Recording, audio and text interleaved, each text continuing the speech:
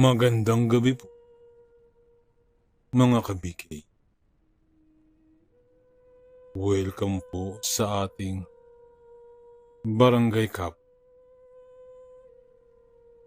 Ako po muli, si Boy Cup. At isa na naman pong kwento na mula sa tunay na pangyayari ang ating ibabahagi. Pakinggan natin.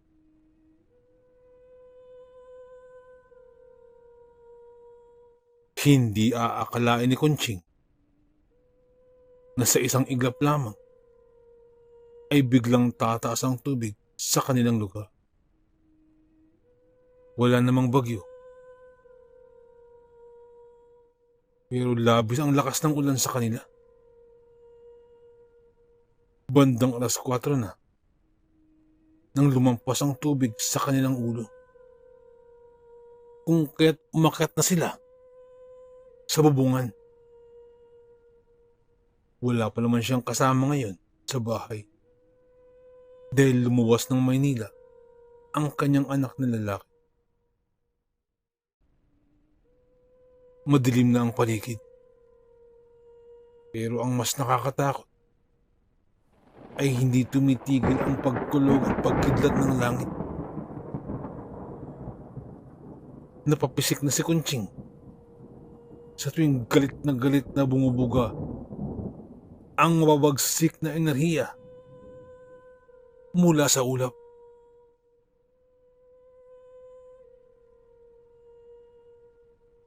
Nagdasal na si Conching na sana'y tumigil na ang ulan. Subalit,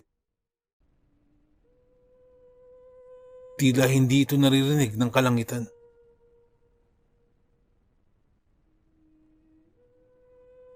At sa sandaling ito, puro na lang tuktok ng mga kabayan ang kanyang nakikita. At kung walang darating na tulong o rescue, ay paniguradong mamamatay siya dahil abot na ang tubig hanggang bubong.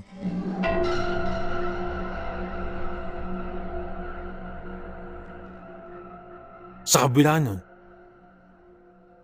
nananatili pa rin ang pananampalataya ni Conching.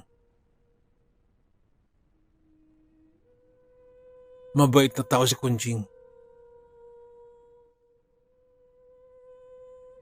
At wala siyang nakasamaang loob. Naging mapagbigay siya, lalo na sa mga nangangailangan. Subalit, sa pagkakataon niyan, ay matinding awa ang nararamdaman ni Conching, hindi lamang sa kanyang sarili, higit na sa kanyang mga kababaryo, mga kapitbahay, at iba pang mga kamag-anak. Lalong-lalo na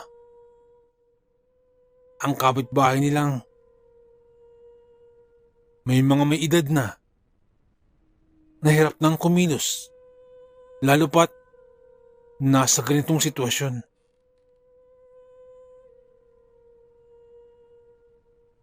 Kilala si Conching na matulungin sa kanilang lugar.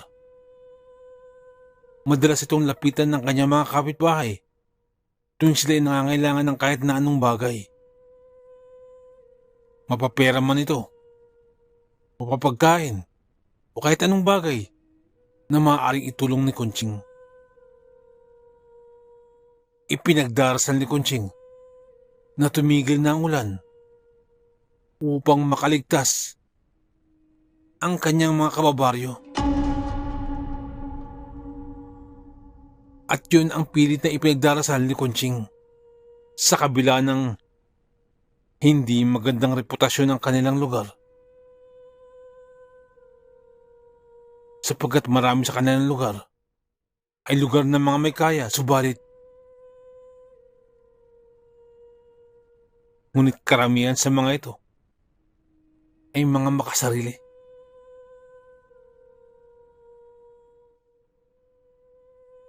Puros pagpapayaman lamang ang iniisip.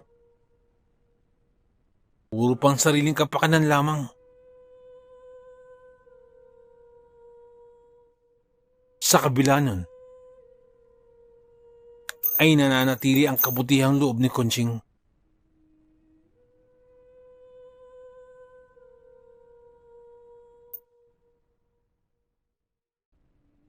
Hanggang sa lalo pang tumaas ang tubig.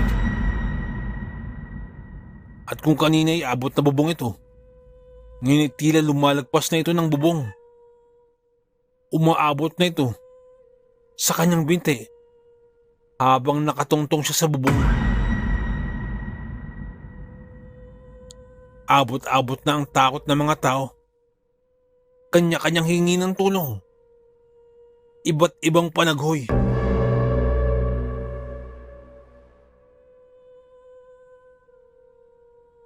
Hanggang sa may nakita siyang papalapit na ilaw.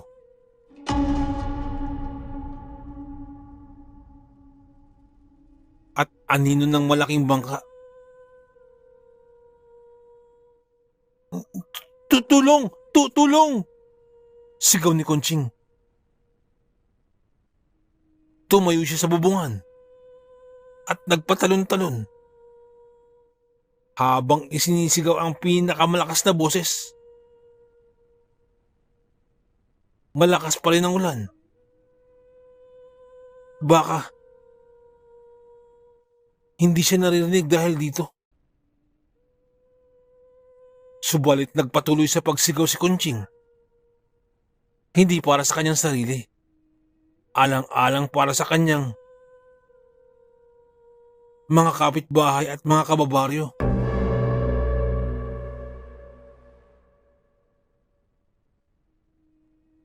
Mukhang narinig naman siya sapagkat lumapit ang bangka sa kanyang kinaroroonan. Agad niyang nakita ang isa sa kanilang mga kapitbahay, si Densyo. Dahil ito ang nasa unahan. Si Densyo ang nagmamayari ng malaking palayan sa kanilang lugar. Marami sa kanyang mga kababaryo ang nagtatrabaho kay Densyo. Kilalang kilala si Densyo dahil sa yaman nito. Subalit, kilala din ito sa kanilang lugar sa sama ng ugali, sapagkat may pagkamadamot ito.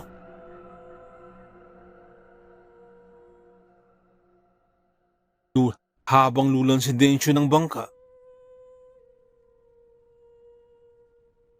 marami na rin ang sakay ng bangka, kaya pasalamat din talaga si Conching na dinaanan siya. Sumakay ka na rito! Sakay na! Sigaw ni Densyo, sabay abot ng kamay. Dahan-dahan na lumapit si Conching upang sumakay sa bangka at napaupo sa isang bangkito. Doon niya napagtanto na ang katabi niya pala ay ang kumaring si Glenda. Ay mare, mabuti naman at hindi ka rin napaano. Muntik nga rin akong anurin. Bungad pa sa kanya ni Glenda. At sabay na silang napadasal ng pasasalamat. Si Glenda ay kumari niya. Subalit, matagal-tagal na rin bago sila nagkausap. Simula ng iwanan ni Glenda ang kanyang unang asawa at sumama sa bagong kinakasama nito.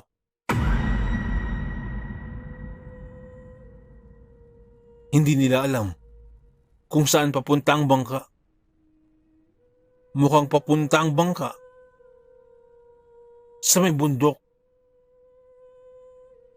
Dahil ang daan sa kakahuyan ang tinatahak ng bangka.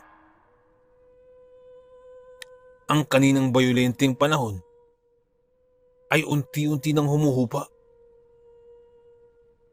Nagmistulang isang latian ang kanilang bundok dahil sa mataas na tubig. May nadaanan din silang malaanimoy kurtina na likha ng baging.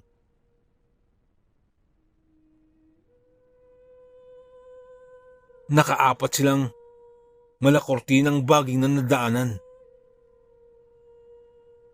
Bago napapasok sa kasukalan kung saan may napansin silang hindi pangkaraniwan.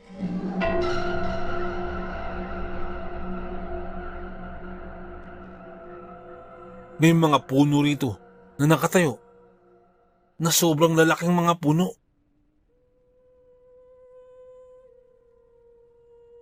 Ngunit sa gitna nun ay may isang bangka kung saan nakasakay ang isang babae na parang umiilaw sa kaputian. Hanggang sakong naman ang namumuting buhok na ito at sobrang payat na muka na parang lalabas na ang buto. Gayunpaman, napakaganda na itong tingnan. Napakaamo ng mukha ng babae. Nang mapadaan ang kanilang bangka, tumingin sa kanila ang babae. At tila nag-iba ang ekspresyon ng mukha nito. Tumingin ito ng matalim. At saka nagsalita.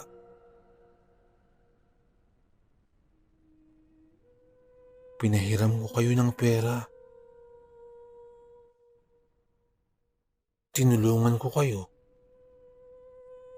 Dahil sabi ninyo, nangangailangan kayo ng tulong. Subalit, hindi kayo marunong tumapad sa inyong mga pangako. Mutawi ng babae sa malungkot na boses.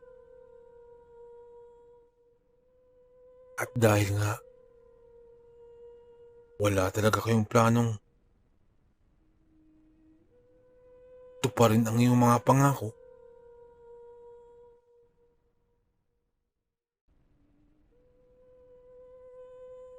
wala kayong planong maging mabuti sa kapwa. Kaluluwa nyo na lamang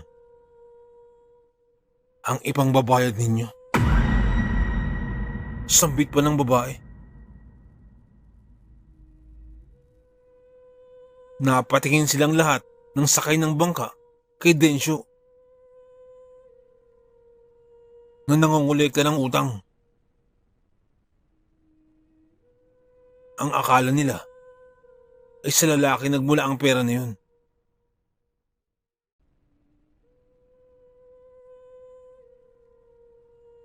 Subalit si Kunching ay tila naguluhan sapagkat hindi niya maalala na nagkaroon siya ng pagkakautang kay Densyo. Naglalaro yun sa isip ni Kunching. Nang biglang tumingin kay Kunching ang babaeng nagliliwanag sa kaputian. At agad siyang tinulak nito. At nalaglag mula sa bangka si Kunching.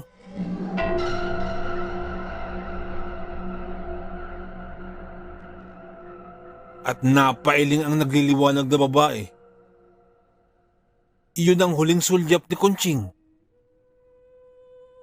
bago siya lumubog sa tubig.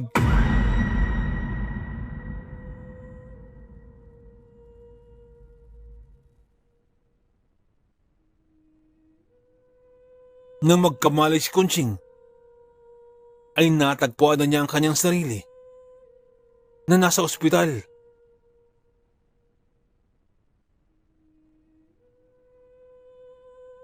Pasalamat siya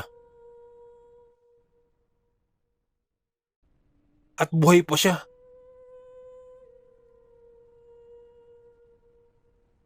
Agad na tinanong ni Kunching ang mga kasama niya sa bangka.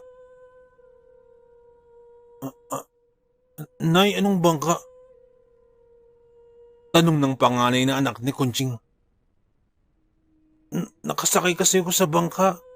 Yun yung nagligtas sa akin. Kaya lang nalaglag ako sa bangka eh. Si Densyo, nakita mo ba? Nakaligtas din ba siya?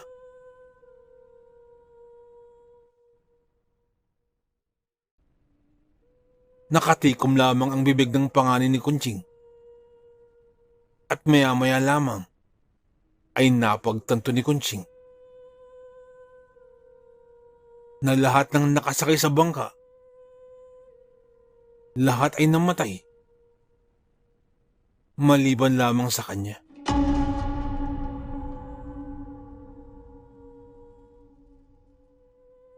Pati ang kanyang kumaring si Glenda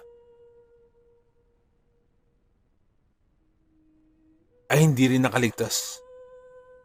10 ng iba pang nakasakay sa bangka na yun. Itinuturing ng kanyang pamilya na swerte ang pagkakaligtas kay Kunching. Pero para kay Kunching ay may higit pang malalim na dahilan kung bakit siya nakaligtas at ang iba ay hindi.